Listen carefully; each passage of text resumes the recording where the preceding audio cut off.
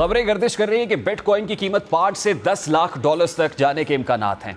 Bitcoin की कीमत 5 से 10 लाख डॉलर्स तक जाना मुमकिन है, लेकिन ऐसा कब होता है, इस हवाले से अभी कुछ हतमी तौर पर नहीं कहा जा सकता।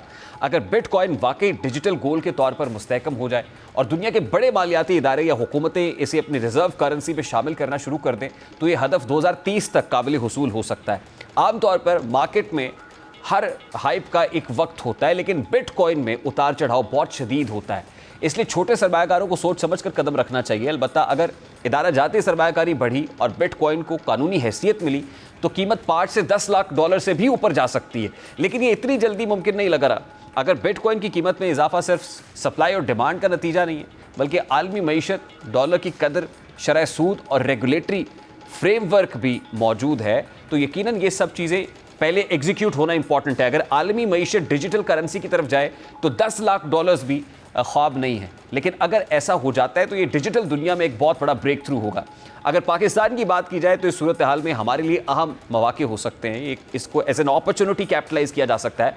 अगर हुकूमत इजाज़त दे और रेगुलेटरी फ्रेमवर्क मुहैया किया जाए तो पाकिस्तान में क्रिप्टो माइनिंग इंडस्ट्री कायम की जा सकती है, जो मुल्क के लिए ज़र मुबादला का जरिया बन सकती है। पाकिस्तान के हज़ारों फ्रीलांसर्स हैं जो बैरून मुल्क काम करते हैं। अगर क्रिप्टो को एक कानूनी और महफूज तरीक़ा कार के तहत इस्तेमाल किया जाए तो इससे फ्रीलांसर्स को आसान और तेज़ तर अदायगियाँ मिल सकती हैं। और अगर मुल्क में डॉलर्स की बात की जाए तो डॉलर्स आने का भी एक बहुत बड़ा जरिया है। हुकूमत अगर बिटकॉइन और दीगर क्रिप्टो रेगुलेट करे तो इस पर टैक्स वसूल किया जा सकता है, क्योंकि बहुत से लोग अभी भी क्रिप्टो में काम कर रहे हैं और रोज़ाना की बुनियाद पर पैसा कमा रहे हैं, लेकिन रेगुलेटरी फ्रेमवर्क ना होने की वजह से उनको टैक्स नेट में लाना मुश्किल है।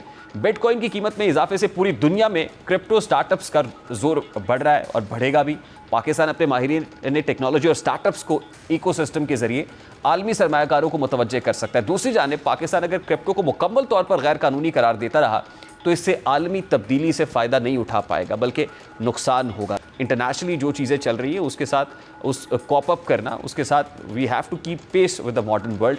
और अगर दुनिया क्रिप्टो की तरफ जाती है तो हमें भी कोई ऐसा रेगुलेटरी फ्रेमवर्क बनाना पड़ेगा, क्रिप्टो माइनिंग के लिए इसको सिस्टम में लाना पड़ेगा ताकि हम भी दुनिया के साथ चल सकें।